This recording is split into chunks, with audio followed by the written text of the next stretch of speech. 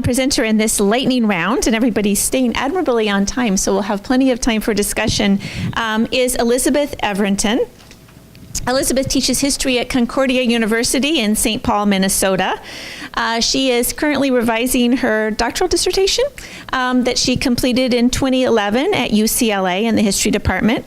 Her research focuses on gender and politics during the Dreyfus Affair, and she's one of the members of our panel who has some real familiarity with material culture, having published a wonderful chapter called René Lalique, The Third Republic in Glass, in a recent catalog on Lalique's work. Today, Elizabeth will be speaking on anti-Semitism a la mode, fashion, politics, and identity at the turn of the century. Thank you. Thank you. Jennifer. So we're moving back in time again. Okay. There we go. Nope. There we go.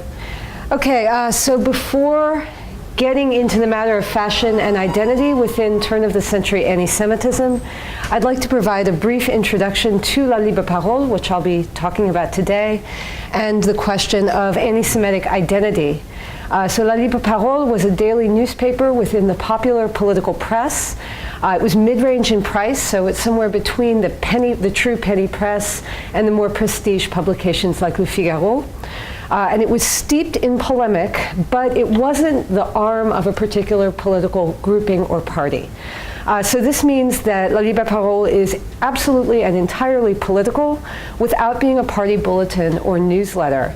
So it's a daily newspaper, it's just completely political. So like other dailies, it has everything that turn-of-the-century readers would expect in a daily newspaper. It has an editorial column, it has news, it has faits divers, it has various columns, theater, sports, as we'll talk about. Well, it has a fashion column, it has a feuilleton, it has games and riddles, and it has advertisements. However, all of these are more or less anti-Semitic.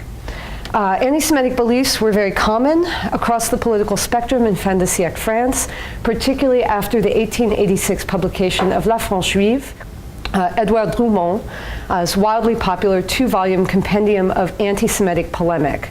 However, within, yet distinct from the era's kind of ambient anti-Jewishness, is a growing faction of people and entities for which anti-Semitism functioned as an ideological identity. La Libre Parole, which was founded by Drumont in 1892, was the node around which this political identity grew. As the 1890s progress, there are more anti-Semitic leagues with their own newspapers, but they still tend to be connected in some way to La Libre Parole and Drumont. So what does it mean to be an anti-Semite? A big A, anti-Semite, as opposed to someone who is anti-Semitic. So in his memoir, La Libre Parole's staffer, Raphael Viau, describes realizing he was an anti-Semite after devouring La France Juive over the course of a week. Which was a task, because La France Juive is huge. It is about 1,200 pages long. It is incredibly repetitive. Drumont's prose is Anyway, in Viau's case, this realization entailed moving to Paris, getting hired by the newspaper, and fighting duels and libel suits alike. But for most would-be anti-Semites, particularly for female would-be anti-Semites, this was not really feasible. What they could do, though, was subscribe to La Libre Parole, participate in activities sponsored by the newspaper and buy the goods that were advertised in it, including works of propaganda, sponsored insurance plans, and items featured in the illustrated ads on the back page. So you see a couple of these advertisements. There is a toothpaste being advertised, and then there are also advertisements for clothing and for department stores and all of that, which is actually rather ironic, as I will get to in a minute. So buying material goods tenuously associated with a political newspaper seems in 2017 to be little more than late 19th century slacktivism. But to thusly dismiss these actions is to misunderstand fin de siècle anti-Semitism and women's political action. Anti-Semitic leagues, newspapers, and groups, as Seema kind of talked about, were obsessed with supposed Jewish economic perfidy. Drumont insisted that everything from banks to department stores were controlled by Jewish interests who sought to despoil the French economy and lay waste to French households, hence the irony of department stores actually advertising in La Libre Parole. Ordinary French men and women, particularly women, could combat these forces by boycotting Jewish businesses and patronizing French ones. This message dovetailed with the identification in this era of consumption as an acceptable form of female political identity. So you have political groups that are essentially centered around correct shopping. So this is where La Chronique de la Mode comes in. Debuting just 4 months after the paper's founding and appearing almost every Monday, the column not only entertained female readers with lush description of current fashions, but worked to create a shared identity and sense of purpose for anti-Semitic women. Its author, Camille Rouillet-Fougueron, who wrote under the pseudonym India, in English actually, not and, she was India, described clearly, if indirectly, the characteristics and behavior of anti-Semitic women. Anti-Semitic women dressed simply but elegantly, avoiding bizarre styles and over-ornamentation. They were frugal without being cheap, they were good and attentive mothers, and they were chic, as befitting French women. So this all sounds very generic. It is unlikely you're going to run into a fashion columnist who is like, oh yeah, dress in bad taste. That is totally, that's on point. However, India's advice was not just aesthetic, it was political as well. Everything in La Libre Parole is political.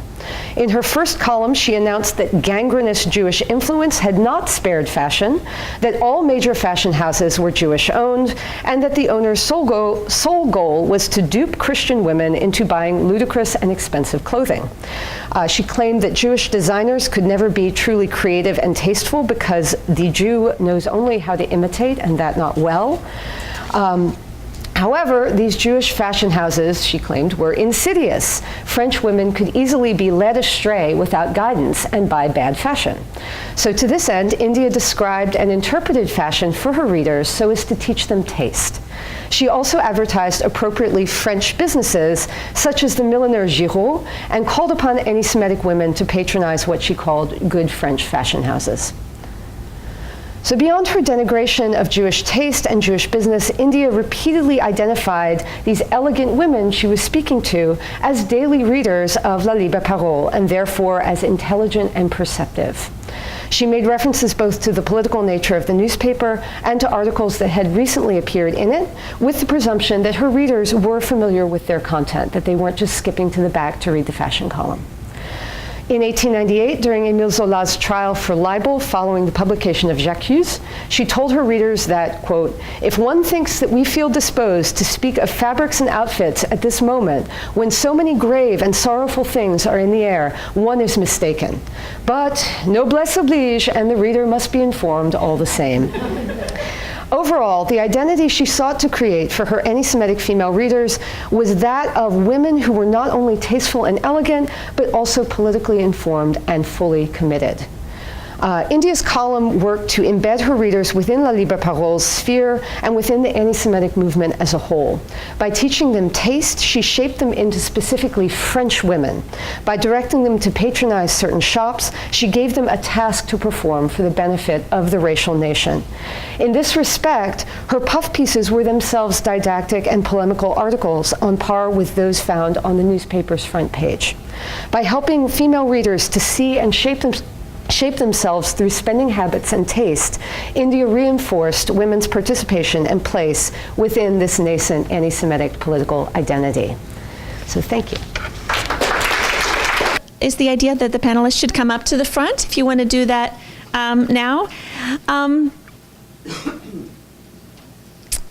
We have followed fashion down many lanes and pathways in these presentations today, and I think that it really shows the maturity of the field, that we can think about fashion in so many different arenas. And if there's a sort of a central theme that I pull out of this as a collective group of presentations, it's truly the ways in which fashion is never just about clothing, But to use Julie Landweber's paper as a sort of introduction to this theme, we can't just look at the fashions. We have to look at the coffee, the beverages, the sofas, all of the accoutrements. And I think that approach to the history of fashion actually follows through all of these papers. We have to look at the high, we have to look at the low, we have to look at commodity culture, we have to look at theater, we have to look at journalism and newspapers, as well as the cups and the sofas and all of the accoutrements that go along with this vast system that clothing is just sort of, again, one thread. So I would like to open discussion up to the audience. Questions for the panel as a whole, or questions for any of the individual panelists on their research projects? I have a microphone, so quick note, it does not project, it's just recorders. So those papers were wonderful, fascinating. Yeah, lots of questions, but I guess I'll start with to Elizabeth. What fashion houses were Jewish, described as Jewish? Pretty much all of them. She didn't actually, I haven't run into a whole lot of naming of names. I haven't read all of her columns. So this is kind of the beginning of an expansion. I had focused on her Dreyfus era columns because I work on the Dreyfus affair primarily. I've started to kind of like look back and look at her earlier works. As I said, I haven't run into a whole lot of naming of names. The implication is it's pretty much everyone unless we tell you. It's worth mentioning that this fashion column was being published in concert with the anti-Semitic newspapers, Le Libre Parole, and then others were publishing lists of Jewish businesses. So they were publishing boycott lists at the same time, which included fashion houses, at the same time that India was saying, okay, don't shop at Jewish fashion houses. So if you're a female reader of La Libre Parole, you get the directive, don't shop at Jewish fashion houses. You can flip a couple pages forward and say, oh, hey, there's the one I don't shop at now. Eventually, India did start to advertise too. She started saying like, oh, go to this. She had this one milliner she was very fond of. So she would say, go to this one, go to this one, go to this one. They're going to give you, they're French and they're going to give you good advice. If I could just say something, none of the maisons de haute couture were Jewish. None of them. Absolutely none of them. Right? And they also had clients that were from outside of France. In fact, that's how they largely supported themselves, with an international clientele. There were French women who shopped there, but a great deal of American women, when they would come to France, they would go to the Maison de Haute Couture, and also from all over Europe and South America. But none of them were Jewish. But I wonder if the tailleur in the atelier of the haute couture would have been Jewish, right? Because they're tailleur and flou, and the tailleur would have been Jewish, and the confection would have been Jewish as well. It should also be said that the anti-Semitic movement was not particularly interested in, they were interested in alternative facts, a lot. So it didn't matter to them that none of the people who ran the Maison de Haute Couture, it didn't matter to them, they weren't Jewish. They would say, if somebody actually pressed them on it, they say, oh, they had the word that they used was judaisant, you're Judaized, so you're not really French. There was a behavioral element. So anytime they wanted to critique something, they'd be like, oh, it's just Judaized. The other thing I was going to add, you asked about the seamstresses, and that's a very good question. There were Jewish petites mains, they were called, the petites mains, who were also Jewish at the Maison de Haute Couture. Yeah. Yeah, that was interesting. Anyone else? I'll give it on. Thanks again for your talks. I also have a question for Elizabeth. What you described in the column really echoes a discussion that happens 15, 20 years later that I'm quite interested in, the émergence d'un style français, especially in the decorative arts. So I was wondering if in the column she was defining what French taste and French looks in terms of inspiration. Was she mentioning specific patterns or specific colors? Was there a French good taste in fashion? Yeah, there is. And again, I haven't read enough of it to be able to develop kind of a unified, get into a unified theory of style. But she was sincere. I mean, she was very interested in fashion. She had certain things that she approved of, certain colors she approved of. She really liked blue. and green. La France bleu marine. Yes. It was also, blue was actually the color of the anti-Semitic movement as well. It was the bleu, was their flower. She had styles she didn't like. She really, in 1892, the directory style was coming back, and she thought this was just terrible. And she would go on about how this was clearly invented by Jewish fashion houses. But it's quite a paradox. But so she has this idea. She has an idea in her head of what French style looks like, and so she goes and she says, "Well, this is what you wear. This is what you wear." But it evolves with fashion. She changes every year. She kind of grows. Interesting, because the directoire style is put forward specifically for people like Irib, who could be similar as something proper, vrai style français. So yeah, no, because she says it's not traditional enough for her. She's like, it's a simulacrum of directory style. It's not appropriate because this is not an appropriate era for it to. She's very interested in kind of the historical relevancy. She's like, the directory was a time when they had moved out of the turbulence of the French Revolution. We are living in turbulent times now, so we really should not be wearing these clothes.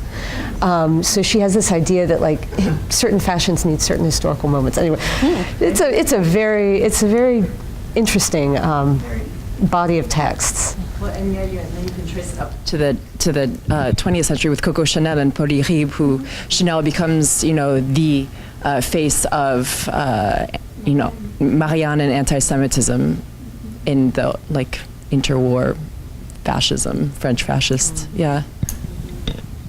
So this group of women gave the panel yesterday on fashion, so it's wonderful that you're here. Just to add to that, maybe I was interested in when you mentioned, their comment on the copy as a criticism, and that could also be a comment on the growing ready-made confection trades, which were obviously largely run by Jewish manufacturers like La Maison Veil at the turn of the century. Yes, although it's interesting because the reader she really is pitching to is not someone who's necessarily going to be shopping at the haute couture, the maison.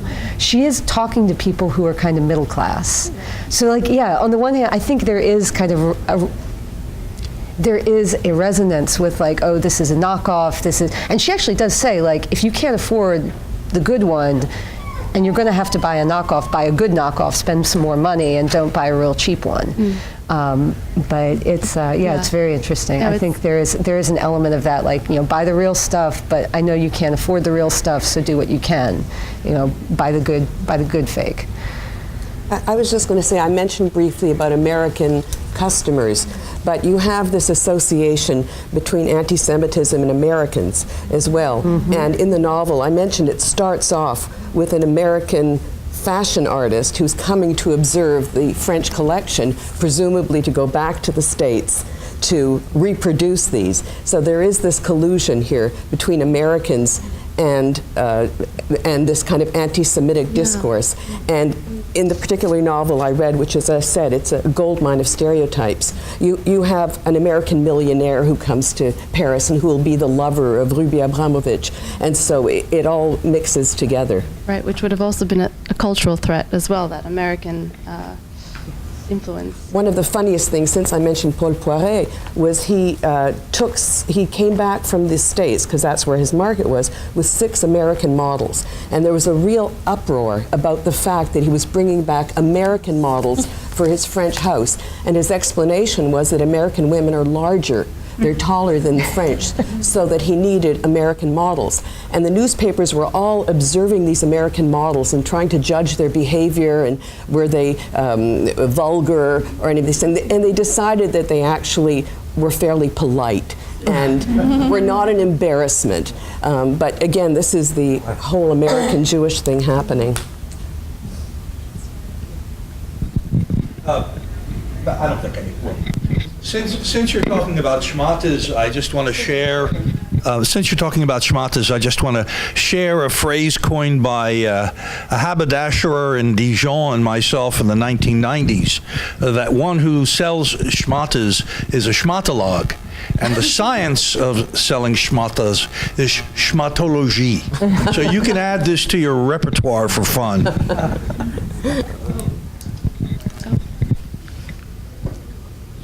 Okay.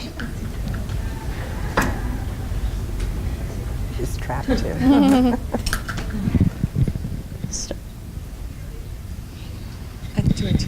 Just talking to it for the recording. Oh, yeah. So again, just to continue this part of the discussion, it sounded, Elizabeth, from what you said too, that part of a non-French style involved excessive ornamentation, and this would echo other, anti-Semitic stereotypes that you find in people like Max Nordau and Degeneration, and Adolf Loos, ornament as crime, which is about ornament and sort of excess as criminal. So I think maybe some of what that was sort of a telling remark about sort of excess and anti-classicism and, sort of a style that would be not simple and not classical is sort of in this discourse, in this anti-Semitic discourse as well. No, and ornamentation, she does associate ornamentation with Jewish women. She says, Jewish women wear too much jewelry, too much stuff, you want to pare it down. Although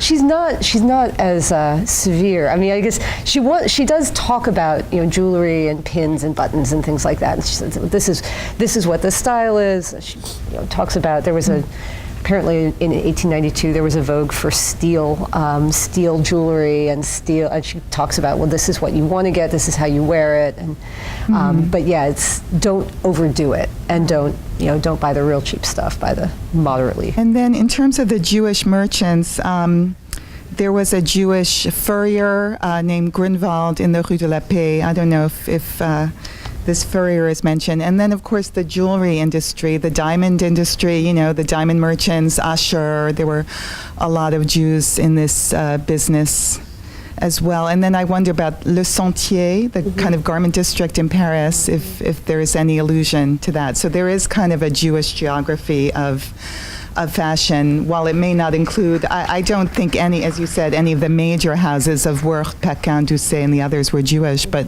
certainly in other related industries, there was a Jewish presence. Yeah, no, that's fascinating. And that's something I've got to look for, yeah. So can I just interject for one minute, and Joelle, then we'll come to you. This seems like there's an opportunity here, since we really have this longue durée on the panel from the late 17th century, and I want to bring the early modernists in. Thank you. You can piggyback on that. So we have this interesting movement from Julie and Julia's papers, where there's this sort of like flexible willingness to experiment with Orientalism and hybrid identities that is problematic in certain ways, to be sure, right?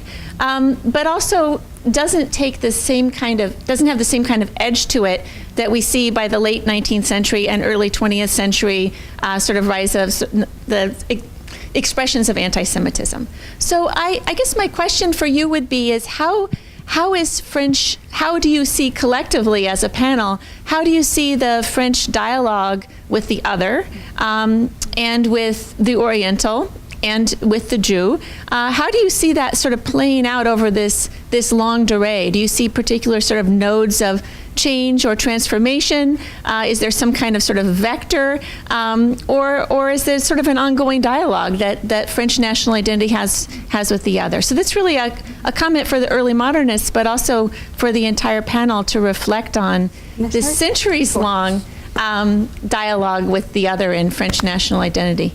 That's a fabulous set of questions. I was noting a few comments and observations when I was listening to Julia's paper that I think might respond to what you're asking. One was that there was a really curious overlap that just in the same period of the late 17th century and then the first third of the 18th century, where I've described Asian styles taking off, Julia is describing in Asia, when French people are in Asia, French dress is required, at least in the 17th century. So there's a total split, like a psychological split there. Are you at home? You can experiment. You can play with the other. It's safe.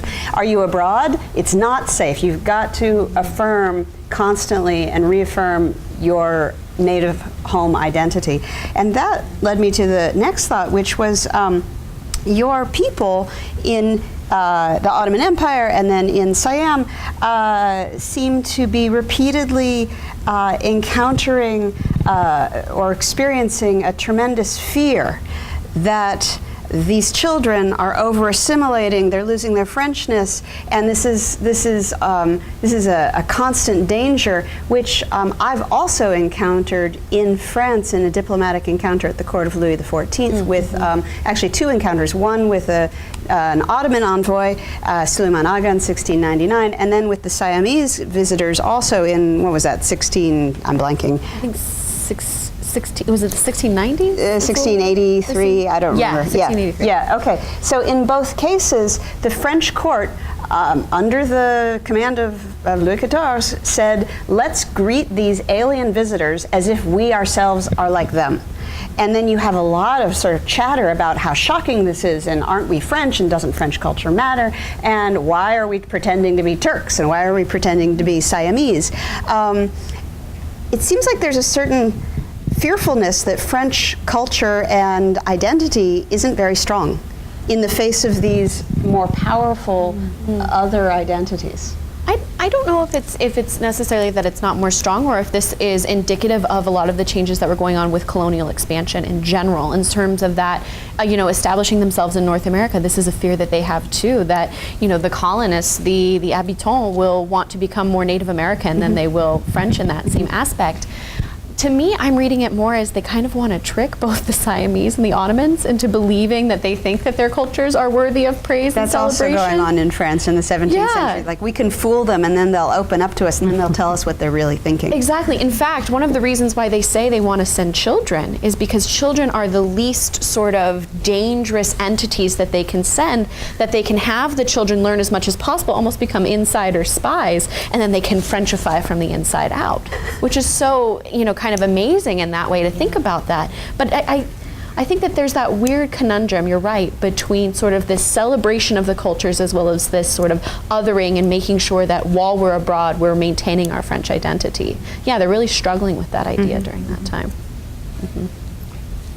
Just one thing about the sort of accessories and identifying oneself, and in contrast, and I'm thinking of the German occupiers, when a couple of American women were arrested to be taken to Vittel in the spa town where British and American women were interned.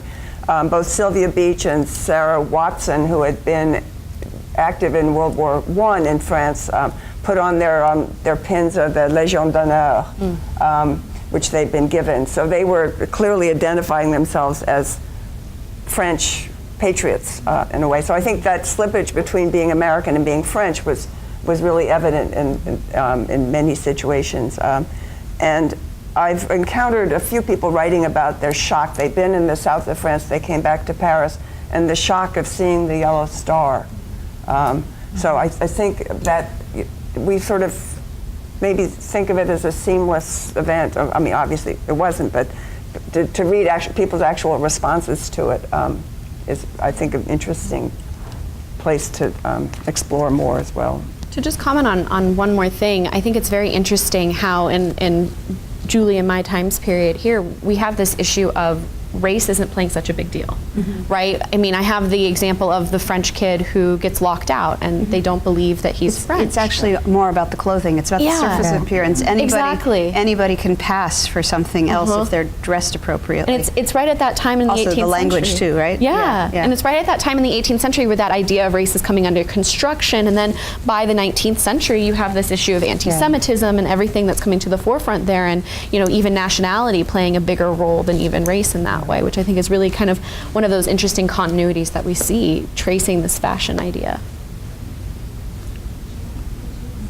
You kind of hit my point. I'm happy you asked, so that's great, so I can pass on.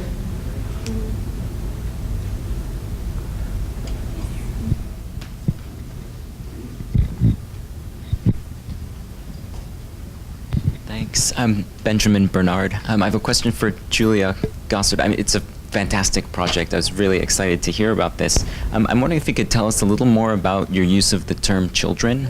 Do they say enfants? Do they say jeunes gens? Right. This is a really, really problematic part, because they only use enfant or jeune really to describe a child, and really this child is a boy anywhere between the ages of 12 and 16. So we might think of that apprenticeship age during that time. But it's clear that they understand them, that they are not, infant. They are not a schoolboy in that sense, but they also aren't a full adult yet.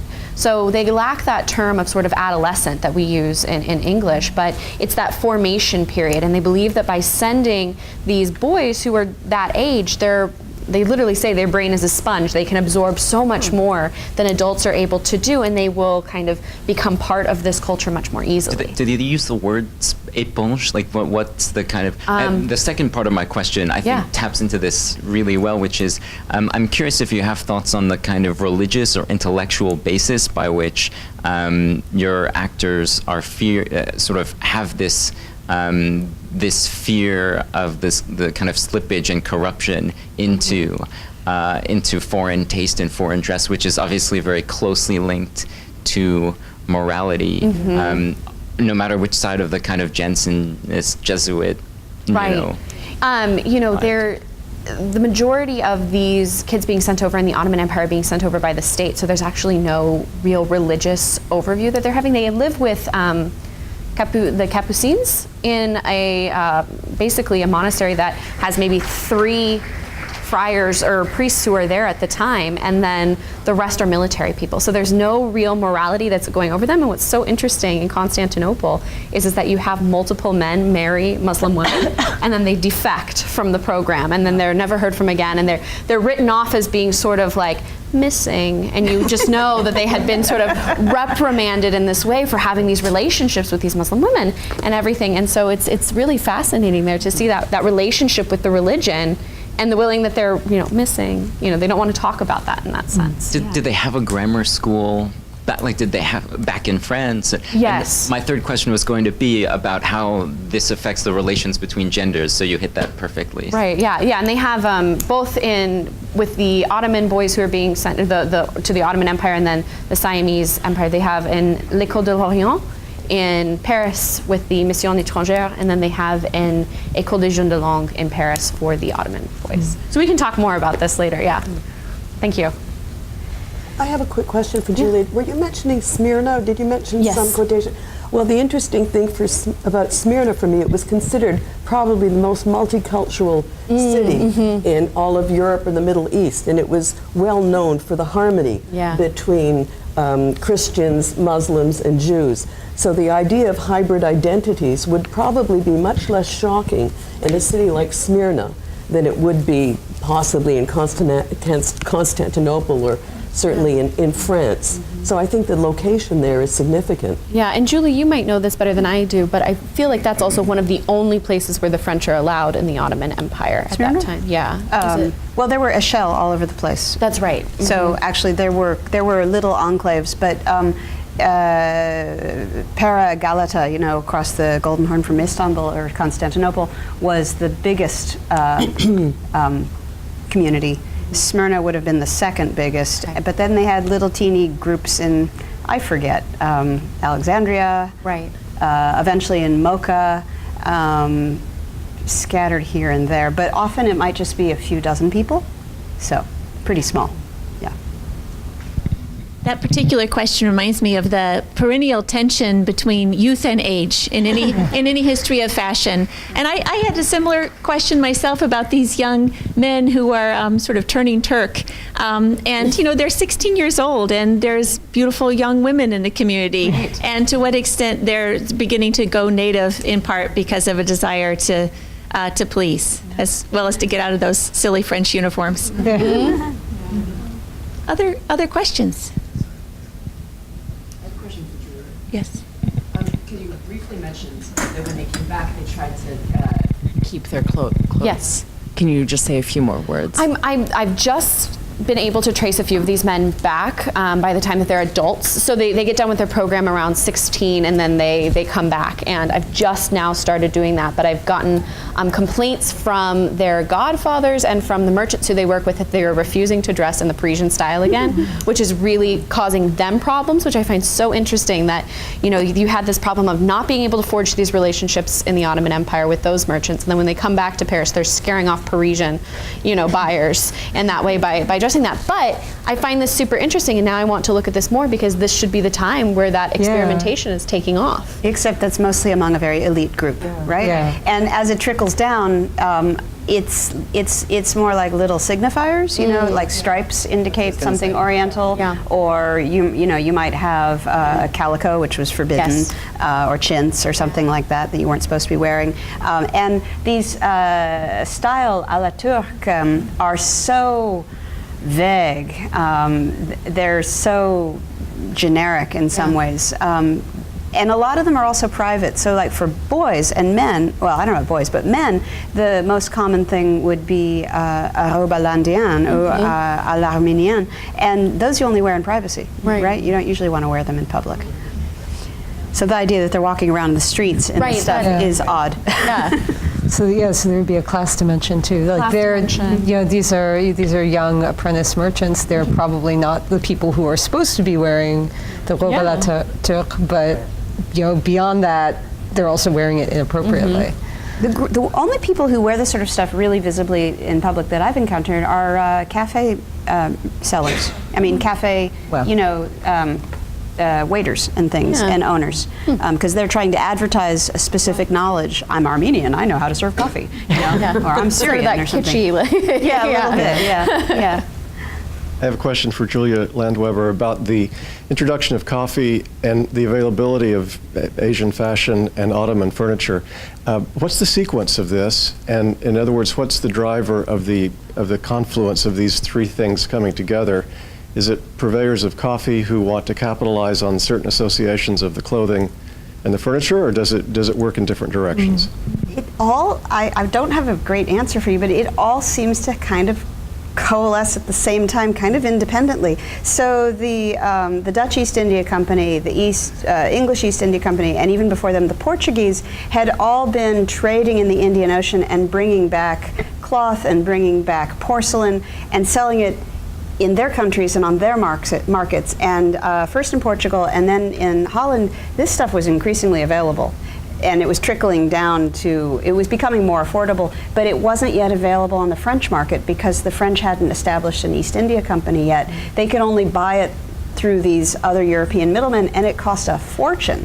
And they were resenting that. So initially, I'm talking 1640s to 1660s, these things are very, very rare, costly, valuable. So you have showing off like Louis XIV and his Trianon porcelain,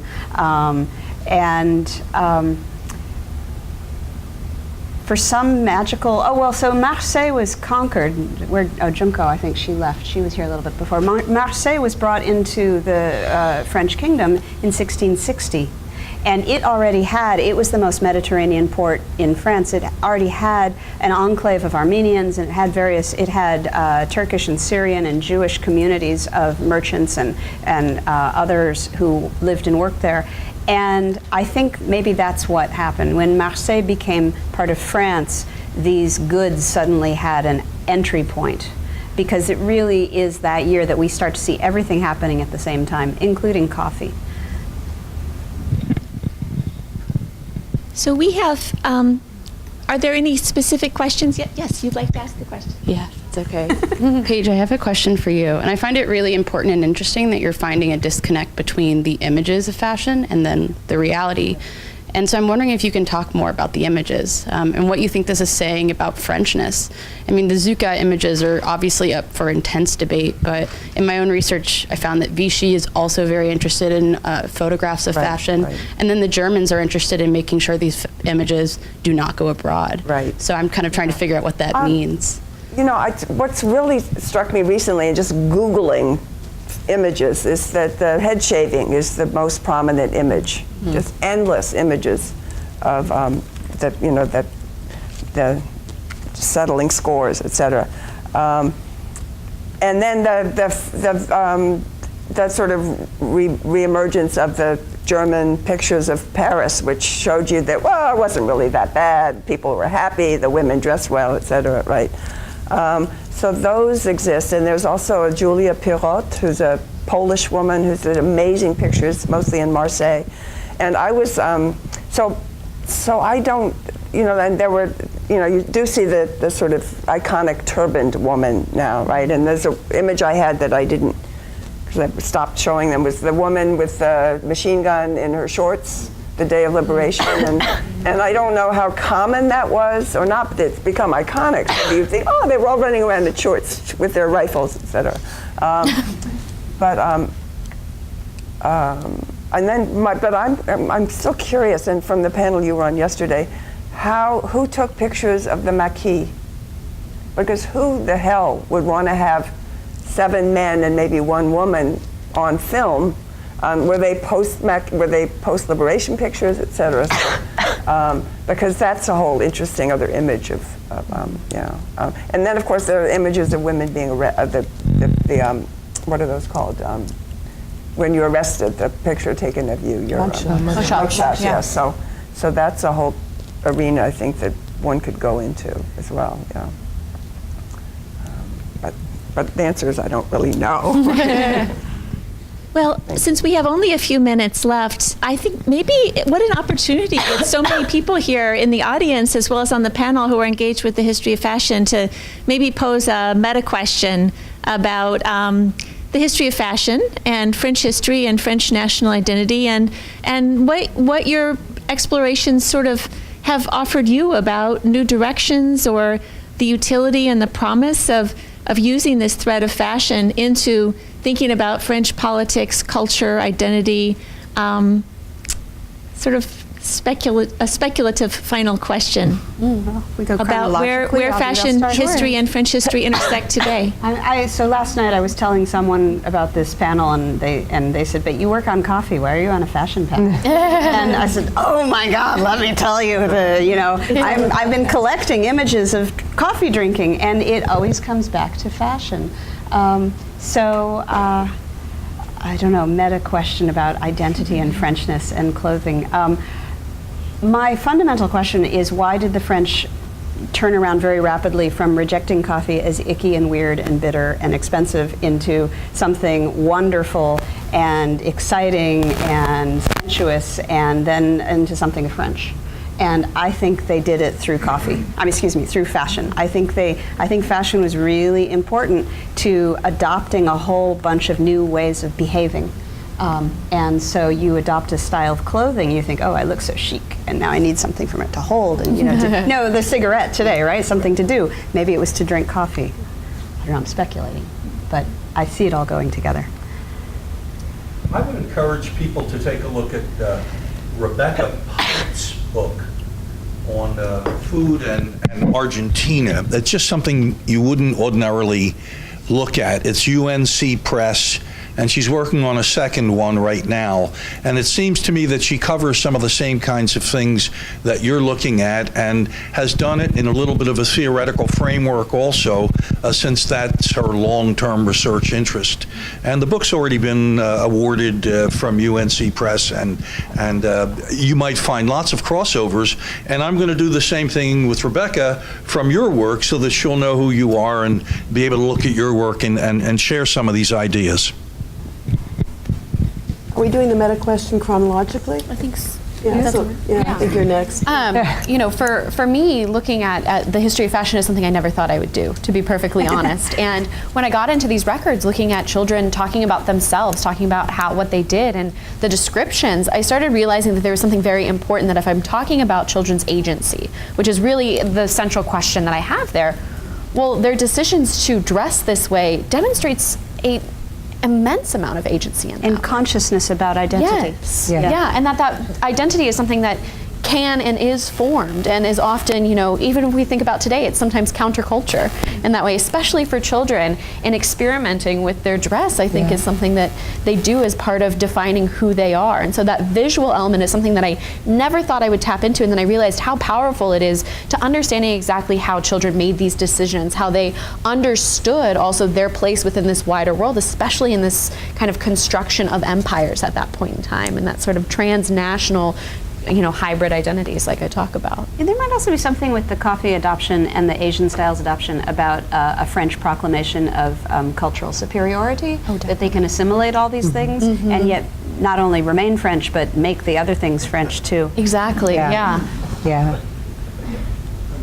What I was going to, oh, sorry. On that score, I've been sitting here thinking, well, there's other coffee cultures in Europe, right?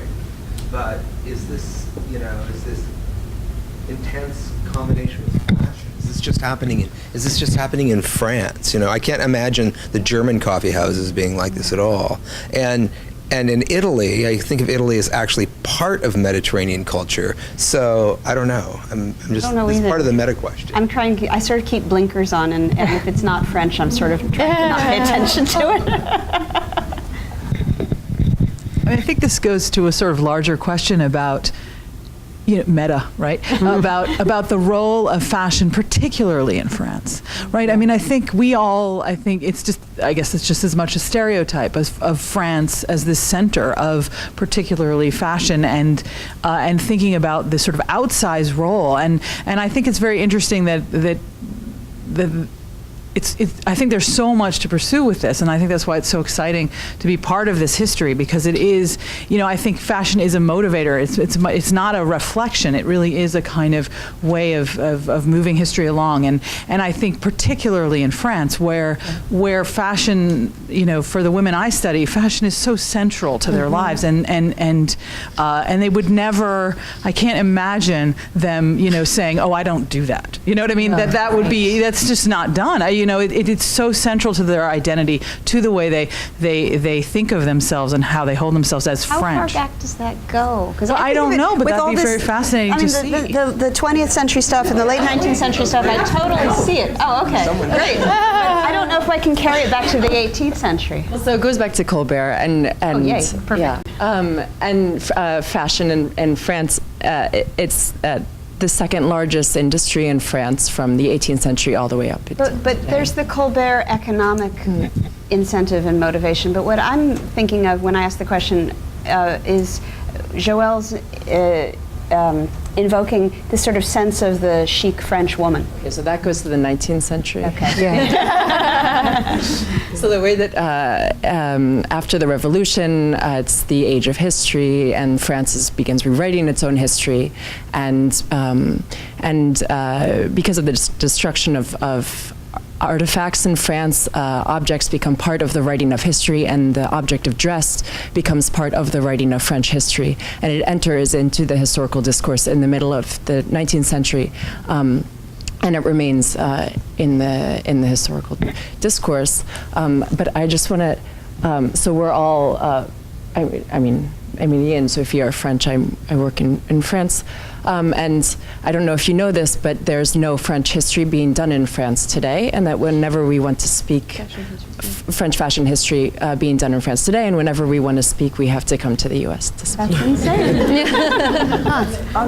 Which is, it's an interesting turn of events. Although you are doing French fashion history in France, yes? Yeah, so we all are. You're going to revive it. We all are, but there are no jobs for us. No departments. Yeah, but the great irony, of course, is that the British, who have traditionally been sort of posed as the opposite of the French in terms of their fashionabiliness, is the center of fashion history, right? For much of the last 50 years. There's a great irony in that, I think. Yes, because they went at it through social history. Well, if I could just qualify it, the British are known for fashion for men. The standard. We're talking. We've been all talking about women's fashion, and I don't think we should. Except for the boys. Except for the boys, No, but I mean tailoring. And Charles Worth was a tailor. He was trained as a tailor, and so he was British. And when he came to France, one of the things he brought with him were the skills of a tailor, which was part of his talent. If I could just get back to the question of fashion in France, I think the way I come at it is from the concept of fashionability, which I think is central to French culture and which is built around a model of fashion. In France, certainly in the 19th century, you can be a fashionable writer, you can be a fashionable artist, you can be a fashionable painter, and there is that concept which is based on the structure of fashion and the idea of the commodification of novelty and taste and so on. And so I see that as the umbrella for French culture and the way its development is perceived, and fashion is the model for that. And as far as the question of the 19th century and the rewriting of history, which I agree with, from the mid-19th century on, I mean, we're talking about not just fashion, but the textile trades, which are central to the French economy.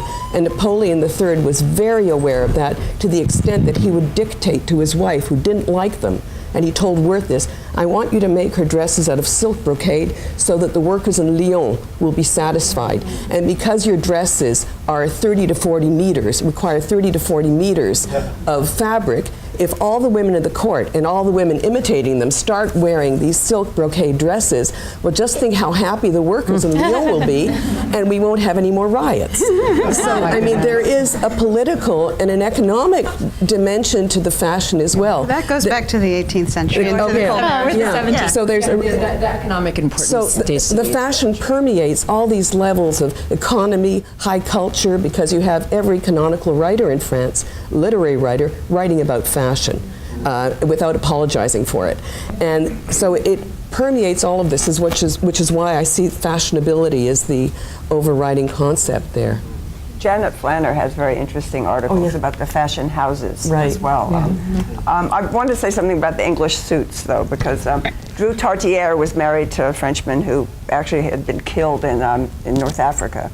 And she was trying to give clothing to flyers, but she couldn't give them her British suits. The British suits her husband owned. So there's sort of an irony there. He had been buying his suits in Britain, so because they had to wear French clothing to look French. But for my work, I mean, one of the things I'm finding that there's a new version of World War II history in France, which is Americans weren't involved. Spanish, and there was a panel, I think, going on today about that Spanish Republicans weren't involved. I mean, I swear, in the Hotel de Ville exhibit 2 years ago, there was one mention of Americans, and the Spanish weren't there at all. I mean, it's shocking. So a part of what I'm trying to do is look at that sort of internationalism that's always existed in Paris. I know there are people complain that Americans mess Paris up, but that's not what I'm going to. And to look at this sort of hybrid identity that the Americans create, because most of them sort of think of themselves as French, and actually the American officials don't like that. They want Americans to be American. But my interest in fashion is really kind of tangential to and the American women don't seem to be all that interested in dressing. You made the Americans sound just like the French in Siam in the 18th century. Just like who you are. Well, the noise in the corridor suggests that our time is up, but in doing fashion history and French history in the age of Trump, this panel has given me the idea that those silk workers from Lyon were really like our American coal miners today. I mean, because from the late 17th century onward, people are invoking those poor silk workers in Lyon and how they're being their jobs are being taken away by the forces of fashion. But globalization. And globalization. Silk does not destroy the planet. Exactly. But thank you so much for this very rich set of interventions in French fashion history. And thank you as well to a very knowledgeable and lively audience. And we should also thank Julia for organizing. Julia was the inspiration. Thank you to all of you. So in terms of someone